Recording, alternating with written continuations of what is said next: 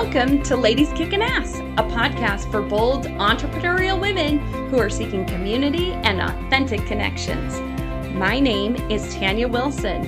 I'm a wife, mama, entrepreneur, and growth coach who is crazy passionate about supporting you, babe. Yep, the ambitious woman who is ready to call her own shots and create a life and business that she truly adores. The best part about this podcast is our conversations are real, raw, and unfiltered. We chat about it all. Our wins, losses, business, family, friendships, and how to get the hell out of our own way and believe in ourselves and our big ideas. I'm your new hype girl, and I can't wait to see what you create when you start believing that you can be who and whatever you want. So come on, let's get inspired and learn something new today. Welcome to the Ladies Kickin Ass podcast.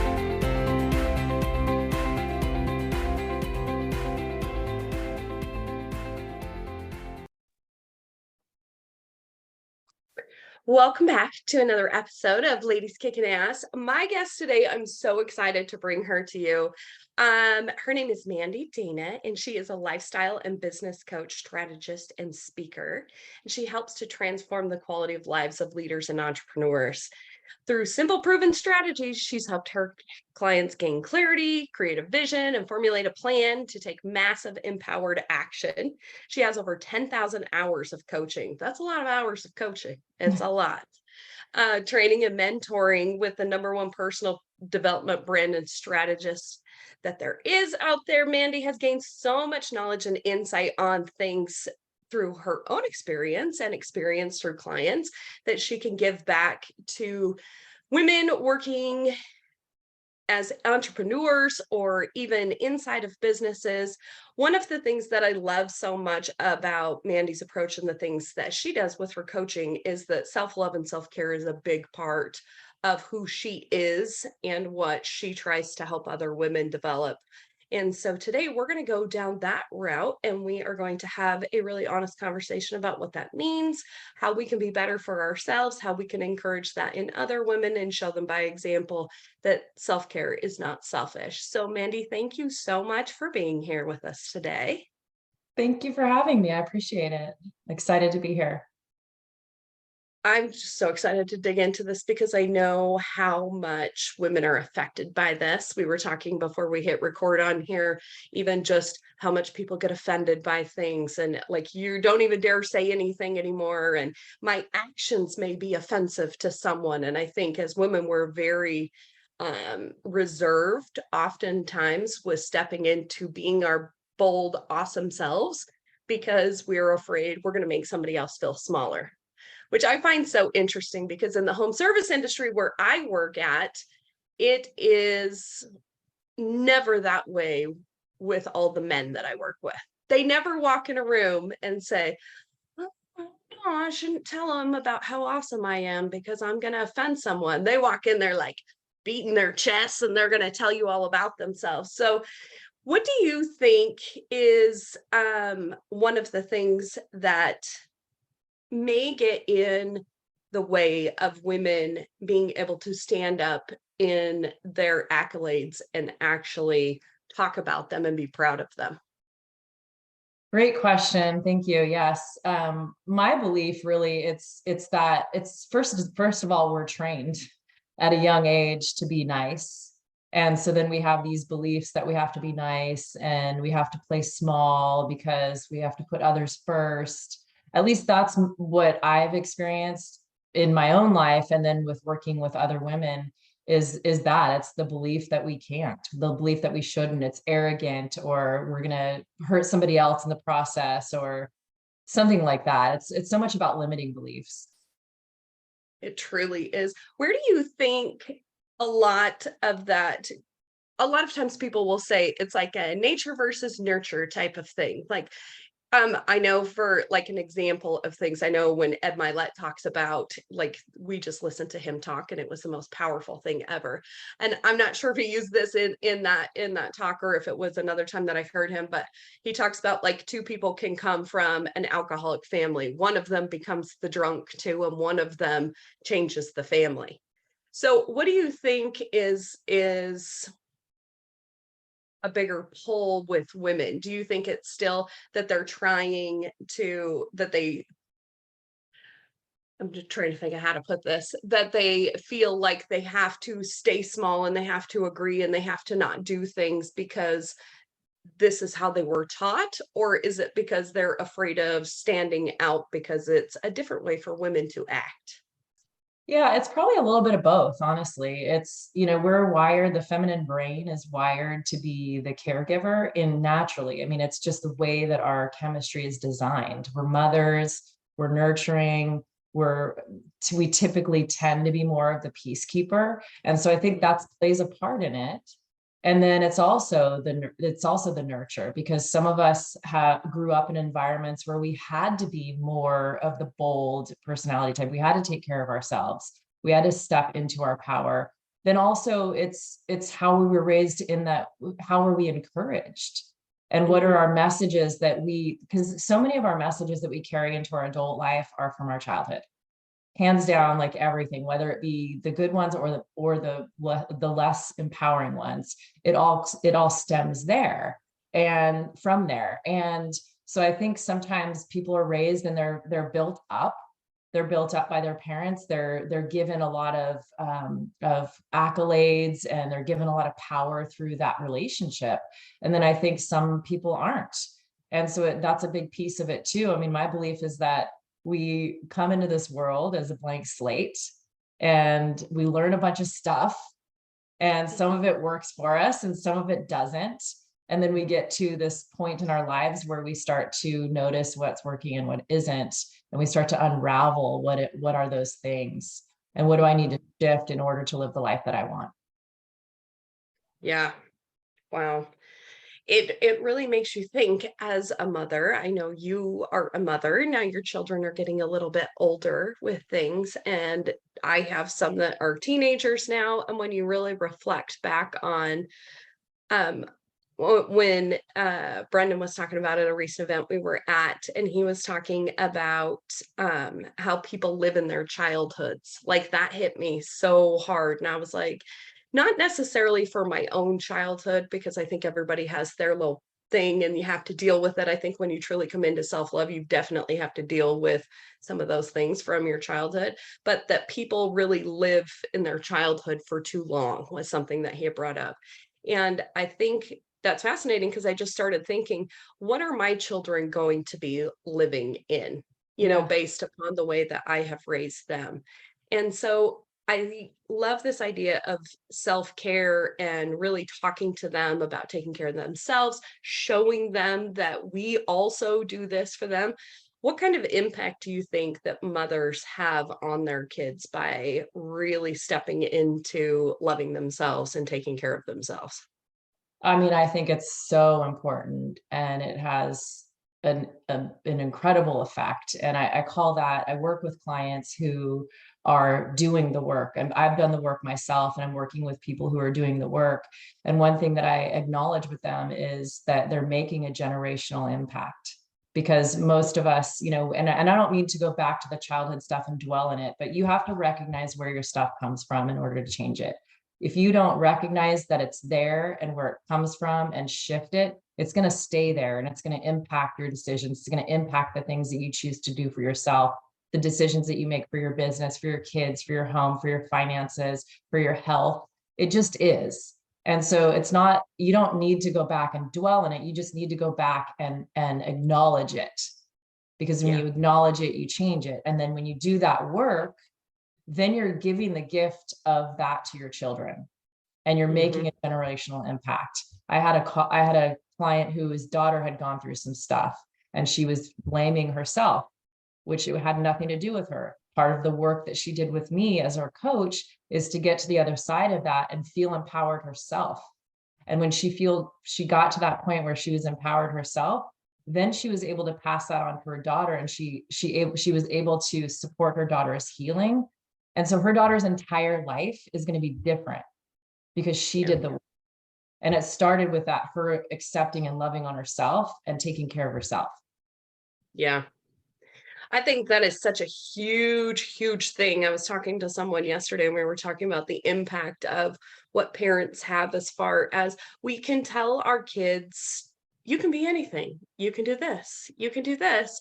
And then they look at us and they're like, can I? Because they're looking at us all the time. They're always watching us, and there's no better example for you to teach your kids than to actually live what you're encouraging them to do. So I think that's incredibly powerful that as women we look at it as self-love and self-care is not a luxury Yeah. that a lot of women think that it is. It's not something that if we have time we should do this.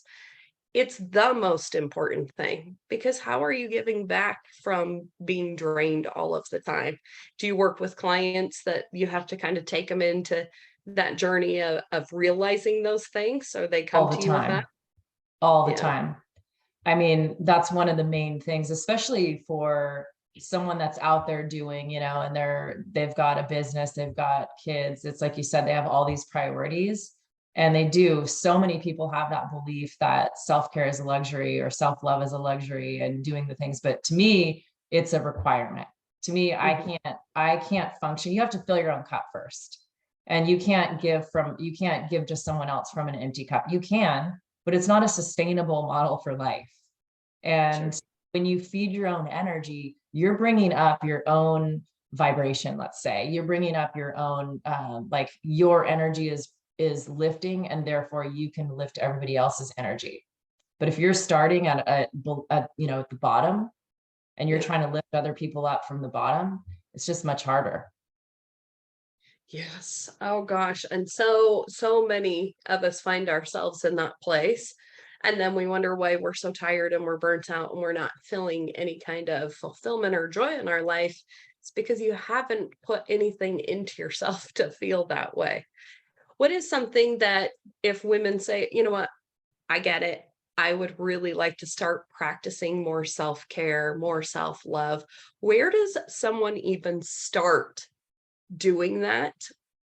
And like, where do they get what do they do? Like, what are some simple tips that you give to your clients when they are at that point where, like, they need to start doing this for themselves?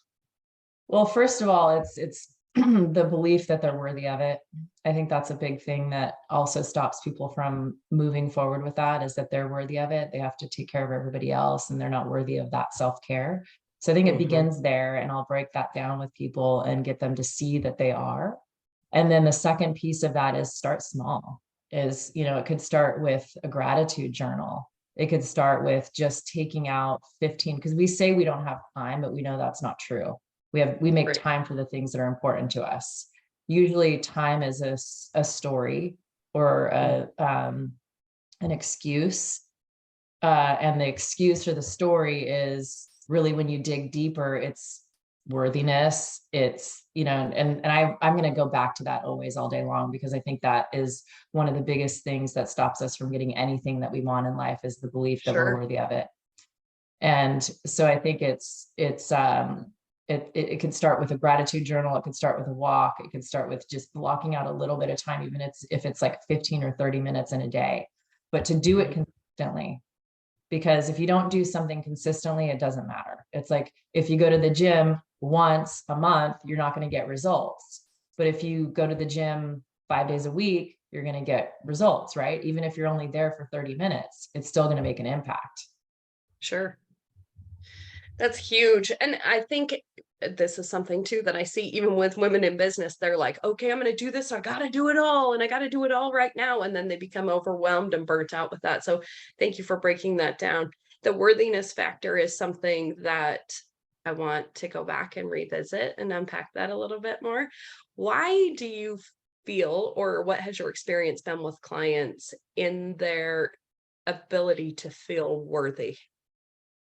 Why do you think women struggle with that so bad? I mean, again, I'm going to go back to, it's a belief that was they had to be a certain way in order to earn love and be loved.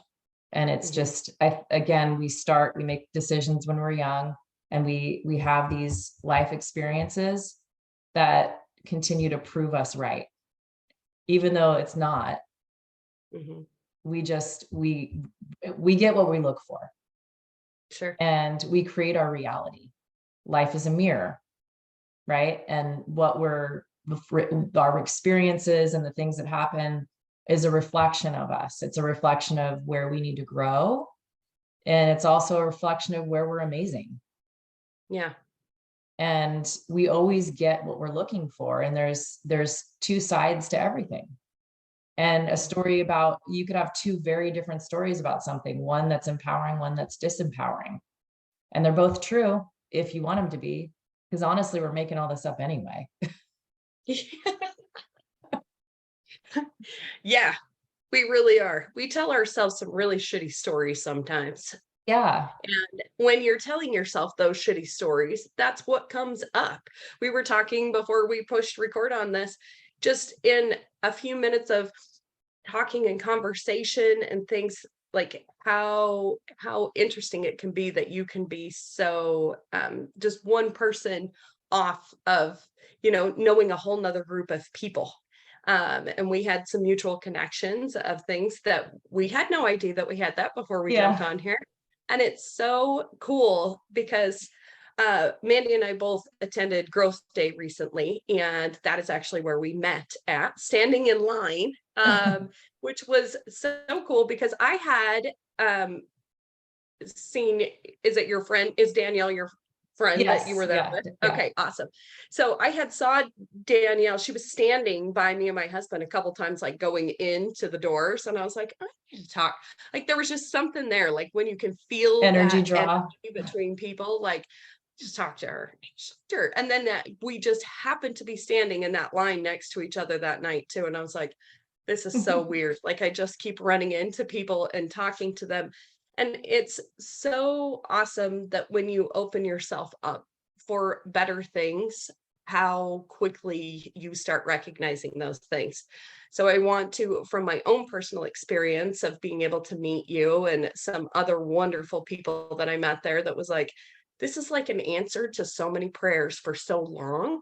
But I do know that this is something, the self-love, the self-care, things like that, that I have struggled with a lot myself, Yeah. because and it didn't allow me to be open to all of the incredible people that I have met since we've Yeah. decided to, start focusing on that. So it really truly is a real big thing when you open yourself up to those things. If you dwell on those horrible things, that's what just keeps coming back into your life.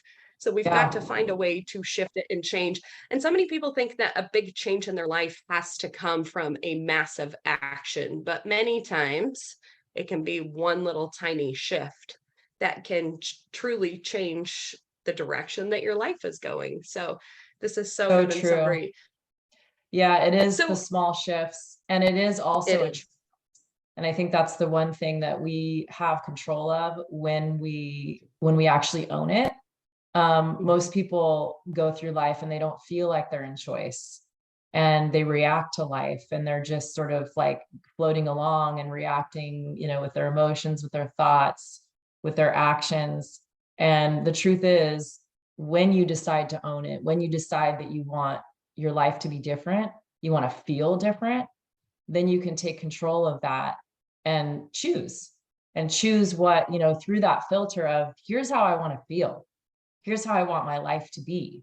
Here's what I want my relationships to be like. Okay, so what choice do I need to make from there? And it Yes. doesn't have to be, again, it doesn't have to be a big action, as you said before. It's the small, like 2 millimeter things, the 2 millimeter actions that make the difference over time. It's just about consistency. And it's so much about deciding. It's deciding, this doesn't work for me anymore. I don't want to feel tired anymore.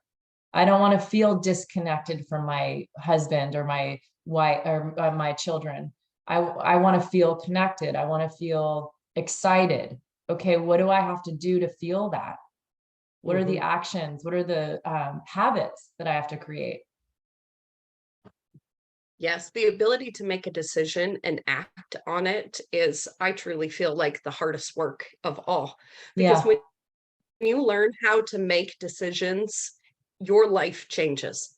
So many times I think that I don't think I know this from interviewing other people and just from like my staff. It's a matter of everybody wants somebody to make a decision for them and then they'll go do it. And I think this is a big thing with women that they're like, um, whether it's I didn't get invited to that, so I don't know if I belong. Like, put yourself in that room. So quit waiting for people to invite you to come to things. Yeah. Quit waiting for people to extend something and tell you what to do to make the next thing. Make a damn decision and go. Even if you make the wrong one, you learn something, but at least you're moving somewhere. You're not standing still. And I think that's something that that once you make that life choice, that I make decisions, I am a decision maker, the outlook changes on things because you're not waiting, you're not reacting, you're thinking upstream, you're able to create whatever you want to have. So thank you for that. That is really good. Yeah. And I love what you said. There's a couple things that stand out in that for me. And what you said is like, remember what Brendan talked about being assertive, and that was part of the formula for success is assertive. And when you're waiting for someone else to tell you what to do, that's passive. You're passively living your life. And when you're passively living your life, you aren't living life to the fullest. You aren't going to get the most out of life. And as I said before, you're in reaction. When you're assertive, you're creating your life. And there's a difference between reacting to life and creating your life. And we all have the potential. We all have the ability to create our lives when we want to, even when it doesn't feel like it. Because some of us wake up in the morning and it doesn't feel like we have control. It doesn't feel like we get to create our lives. It feels like life is happening to me. And this is what I'm stuck with, or this is what my life is now. And you're not feeling life, right? You're just, you're in life, you're doing life. You're not a human being, you're a human doing, and you're not feeling.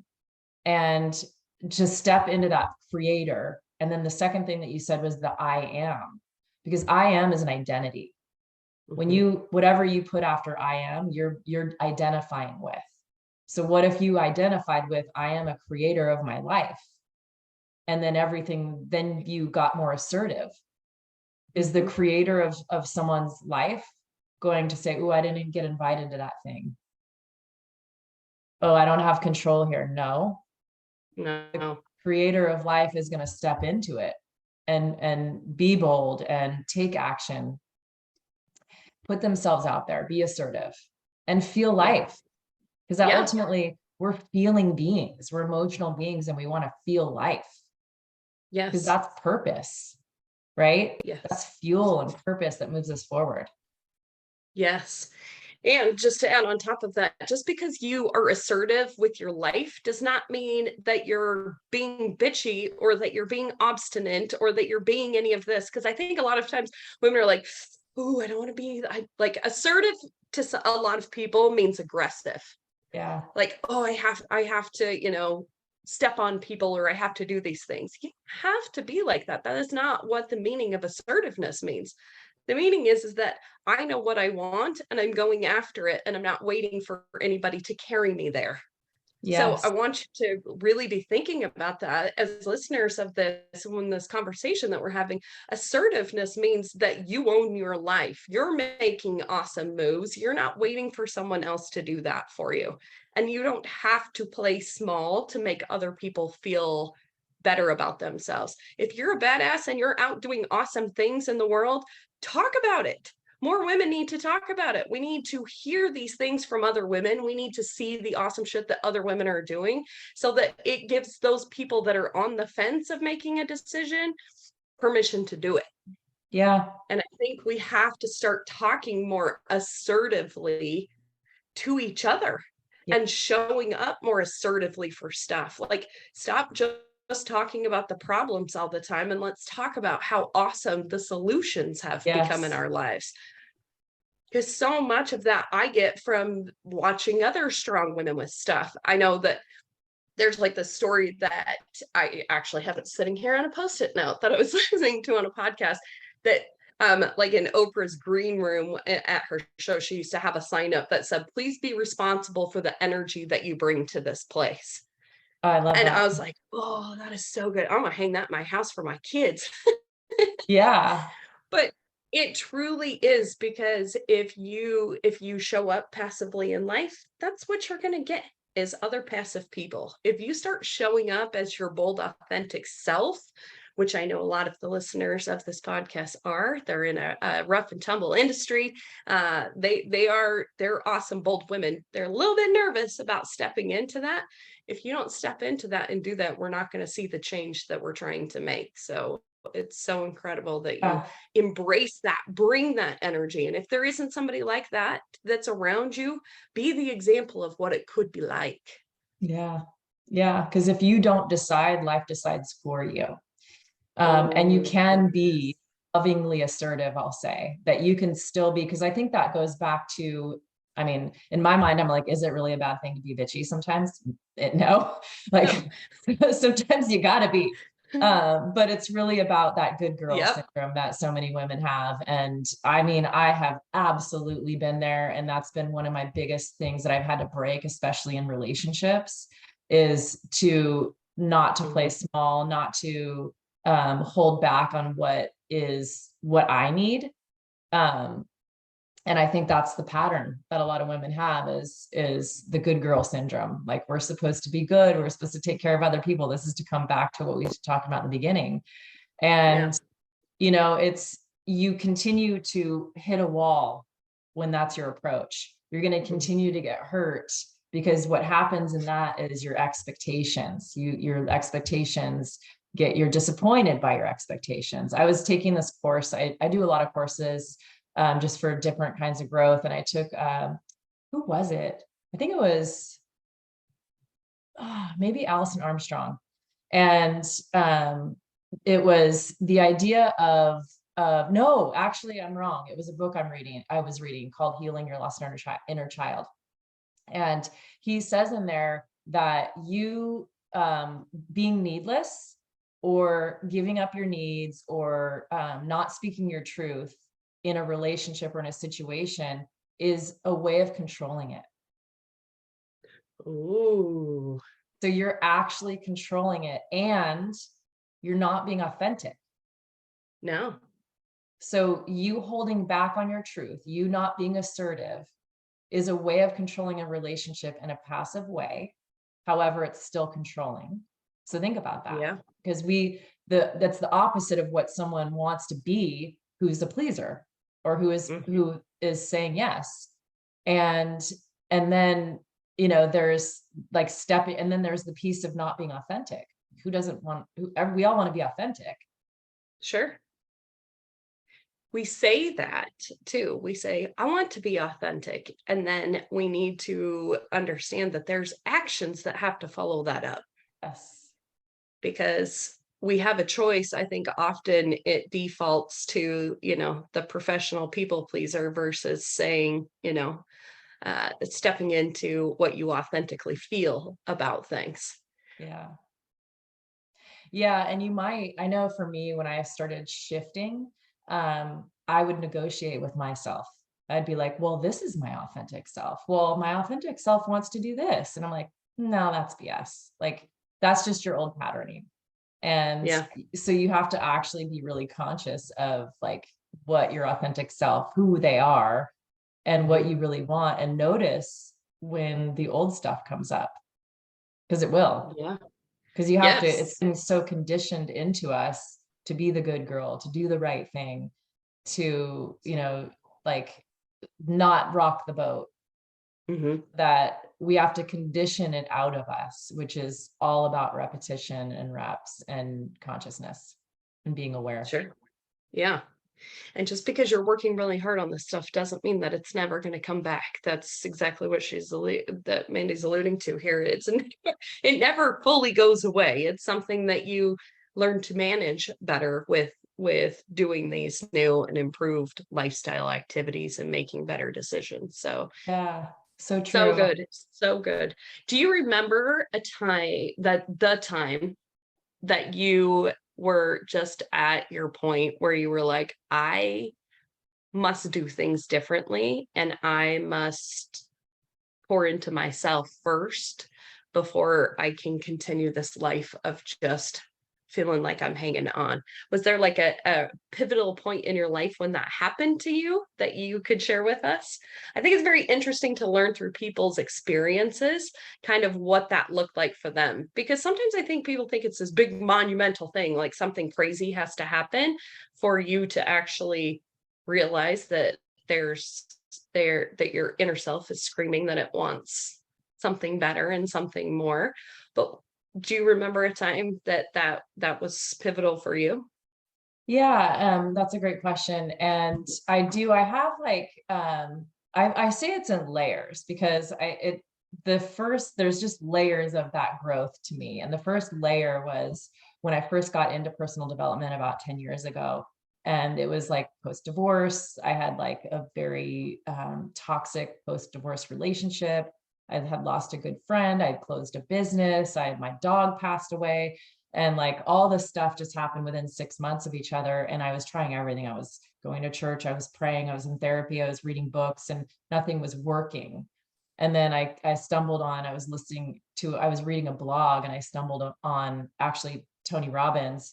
And Mhm. I was like, I don't know who this guy is. But I'll check him out. So I Google him of course, sales, there's an audio program to buy, and I'm making like nothing at the time. I can't even afford this, but they have this like free 30-day trial. And I'm like, it's not going to work. It's not going to work anyway. But I knew I needed something because I knew nothing Mhm. was working. And my baseline has always been happy. And so I was in this depression. I'm like, how do I get out of this?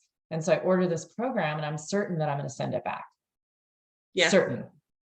7 days into listening to it, my kids would go to bed. I put my kids to bed and I'd sit on my couch and listen to the little CDs. And within a week, there was a shift with me. And I was like, oh, like the whole world started to look different. And it was so Mhm. much about like checking your limiting beliefs, controlling your emotions, understanding where your emotions come from. And that was a pivotal point for me when I decided to become a coach. But it was also the beginning of my personal growth journey where it was like, no, I have to take care of myself because my life isn't going to get better if I don't. I'm not going to be able to provide for my kids. I was just newly a single mom. So I knew that I wouldn't be able to give to my family and be the person that I knew that I was if I didn't do Mhm. that. And then over the past 10 years, Tanya, I've had like multiple layers of that come up where something new, like a relationship will end. Okay, so what's my pattern here? Like, okay, so Yeah. what's happening here? And so there's consistent breakthrough moments where I know, okay, I have to dig deeper here and I have to keep doing the work. Yeah. Yeah. Wow. It truly is incredible what can happen when you're looking for it. I think a lot of times people just wait for shit to happen to them. Nothing's happened, and I love your story about how you were searching and you kept looking for stuff and looking for stuff. And even if you're personally convinced that it's not going to help you, it's those surprising little things because you made one more decision to try that has totally changed the trajectory of your life. And these are the little things that I talk about all the time on this podcast. It's those little tiny shifts. I love the 2 millimeter thing. We know where that comes from. Yeah. Um, and it means so much. Sometimes, even when you're leaning into something so hard and you're like, how come this is not working for me? How come this is not working for me? Just keep going. You Yeah. know, you don't know you're never going to get there if you quit looking for the True. answers. So if you will just keep going with stuff, it's so incredible what can unfold right in front of you, even when you least expect it. It's Yeah. really cool. It was really unexpected and it did change my life. And I think to speak to what you said, it's about commitment. It's about a commitment to being the best version of yourself. And Mhm. I don't think that I was consciously aware back then that that was my outcome or my goal, but I knew that I needed to feel better. So I was very feelings driven at that time. I was like, this doesn't feel good. And I'm still feelings driven, but I just have more consciousness around it. And so for me, that's what that was about is I need to feel better. And again, the result of it is my whole entire life is different. And my kids' lives, to go back to what we talked about before in the influence that we have over our children is that their lives are different. And, my Yes. daughter, who is 21, she is beyond. Like, I talk to her and I just feel so much joy that she is such a strong young woman in the decisions that she makes, in the ability to um like lead and guide her friends when they're going through things, Mhm. the choices that she makes with relationships and friends in her life, her boundaries that she has. And I'm telling you, she would not have those if I didn't do my work and then teach her. Because there was a point in the beginning of all of this big journey that I'm on where it was challenging. We struggled Yeah. hard. Yeah. And then she got to college and it was like the relationship, of course, teenage girls, it's a challenge in itself. But she gets to college and there's a shift, and now it's like she'll call me for like real life advice. Hmm. And then she shares with me her the things that she's going through. And it just is amazing, because I don't think necessarily, like, when you're in it, you realize the impact that it has. And then Yeah. one day you see it and you're like, wow, that's good. Yes. That's so beautiful. And congratulations to you for making the decision that you did. I hope that you realize and that you give yourself a lot of credit for making that decision that you did, because now your daughter is going to do that, and someday she's going to have kids and they're going to benefit from that. And it's like Ed Milet was talking about at Growth Day, that ripple effect of stuff like that just hit me so hard. Because I think if you come from a family that you are now seeing because you're involved in personal development, how incredibly different your life is now in comparison to what it could have been if you would have chosen not to work on yourself. And it's not just for you, and you don't know how big that ripple effect is going to actually get. It's beautiful that you can see that already with your daughter. Yeah. I see that already with my daughter too. The things that I struggled with at 13, my daughter's like, psh, please, like she's got so much So confidence and cool. she doesn't struggle with things like Mhm. that. Like, it's so incredible, where I would be like, ooh, I don't know. Yeah, But we've same. instilled this whole new level of confidence, and we're raising these children. And it's not just our girls, it's our boys too. Like, we can raise these children to be at another level, and then they can be at another level. And these, you think like 3 or 4 generations down the way, like, who knows, it's really incredible. And it truly starts, I think, the influence of a woman in the home a lot of times is the atmosphere of the home. If I'm super stressed out, or if I'm kind of all over the place and a mess and not in a good mood that day, nobody else in my house is either, because That's we true. emote all of this, For you sure. know so I love, that's why I like bring this, the be responsible for the energy that you bring in here, because that energy is being caught by your kids, and then they're going to teach it to someone else, For and sure. someone else is going to catch it, even if it's their friends, even if it's people that on your team, people that you're working with. Like, this thing, that vibrational energy of people and raising people up with it, it's silent. It doesn't even have to be any words said. It's a feeling that people feel. And it's so cool that you're doing that. Yeah, it's so true. And I like that you said on your team, because I know you have a lot of entrepreneurs and business owners as listeners, is that it's equally important as a leader that you're working on yourself. I do these Yes. business trainings, and a lot of the first piece of that business training is your mindset and your own self. And Hmm. that's because you need to own that as a leader. And the energy that you are emoting, as you said, to your team is going to impact them. And then they're going to take that home with them. They're going to take that to your clients, so, and it starts at the top. It starts with the leader. Yes. So incredibly important in business. I know when my husband and I committed to doing a lot of personal development stuff about a year and a half ago. We started doing Tony Robbins stuff too. I talk about it on here all the Yeah. time. So it is incredible to see the shift in our team at work. It's Yeah. so incredible to see the shift.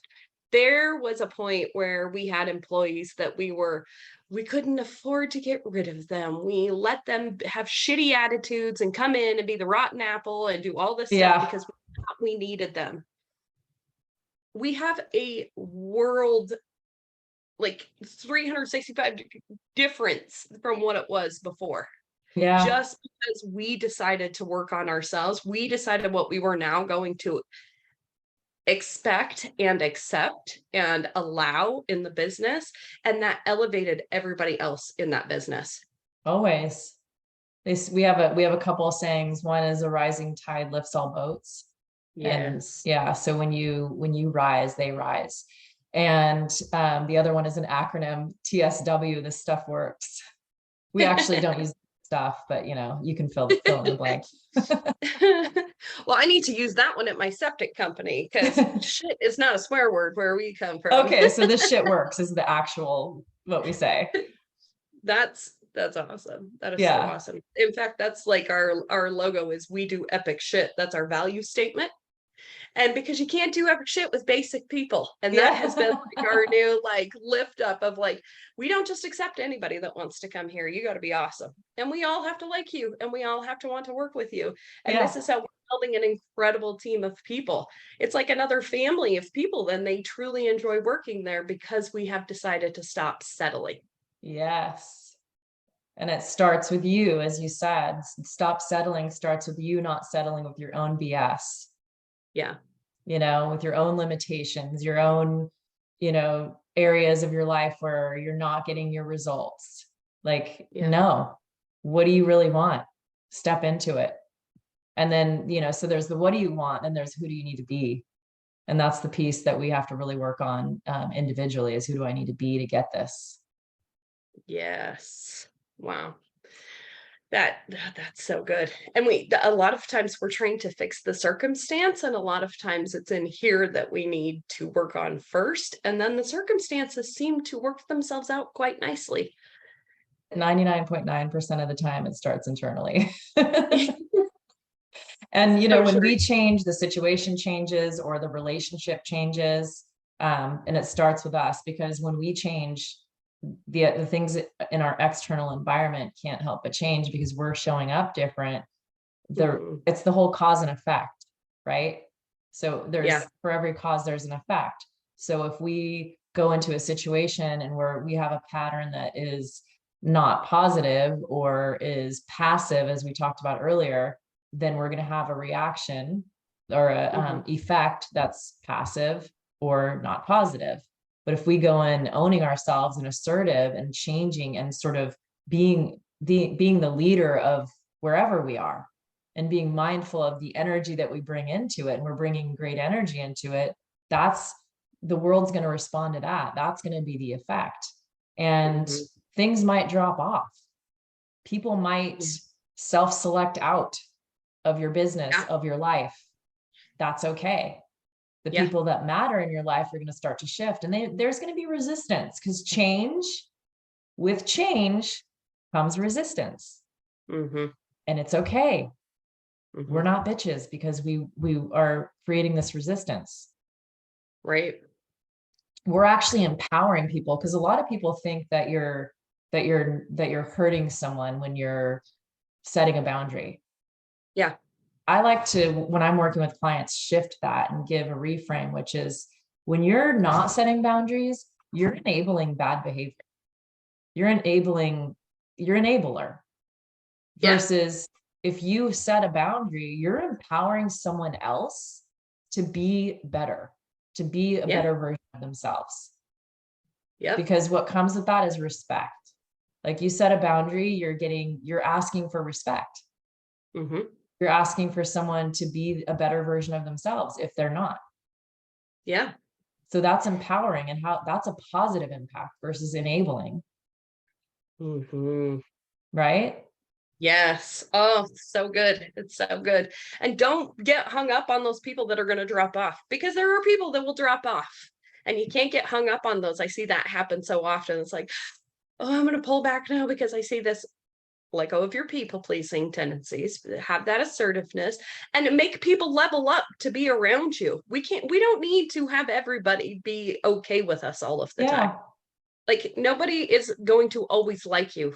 That was one of my big hangups when I really started this Ladies Kickin' Ass community. I'm like, oh, I don't want to offend anybody. I gotta, like, how can I appeal to everybody? And I'm like, I say shit a lot, and some people don't Yeah. like that. And that's just the world that I live in.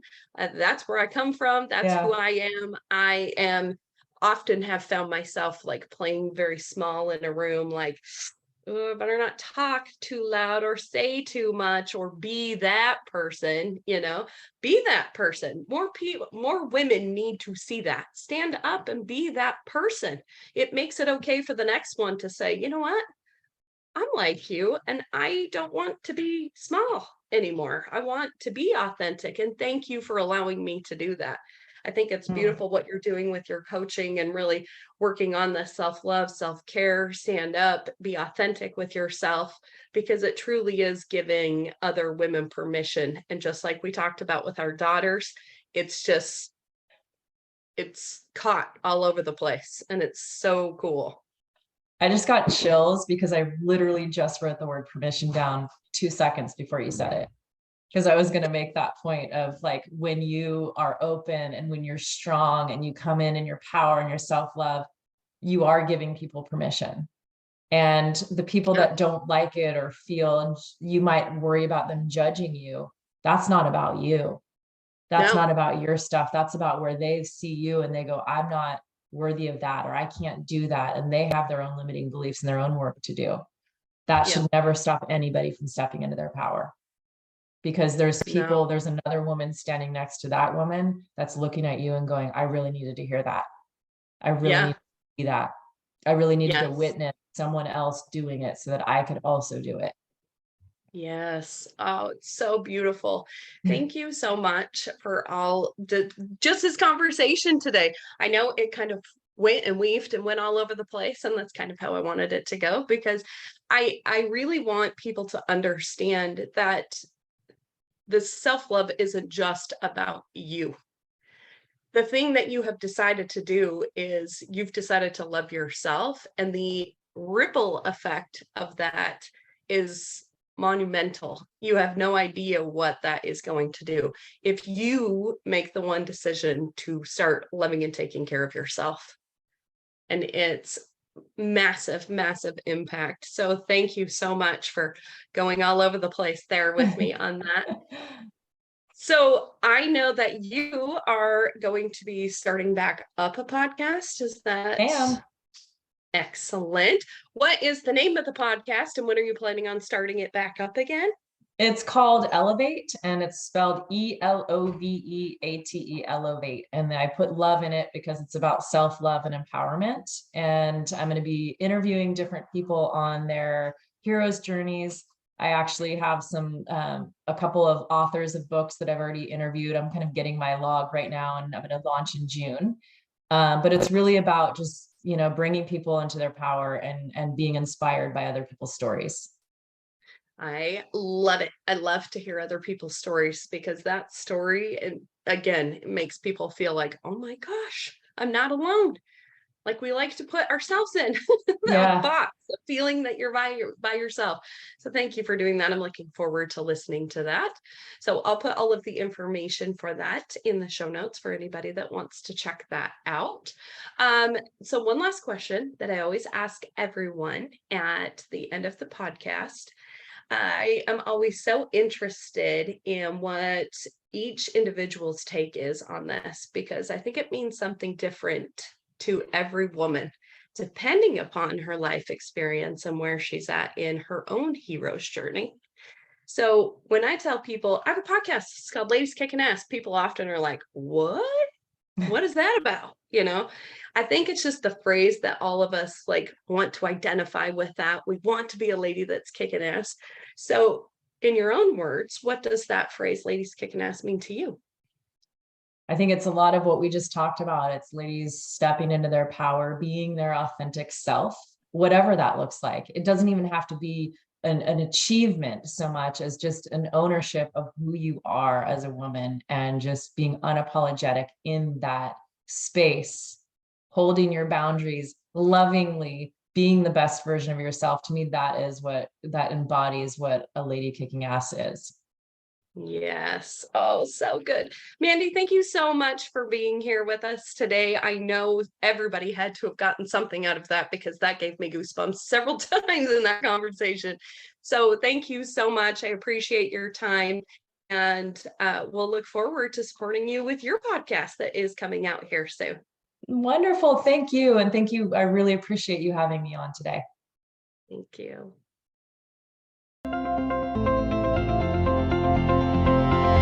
Thank you for listening. Today's message was pure inspirational fire.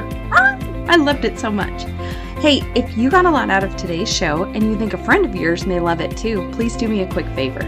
Screenshot the episode, post it, tag us at Ladies Kickin Ass, or share the link to the episode.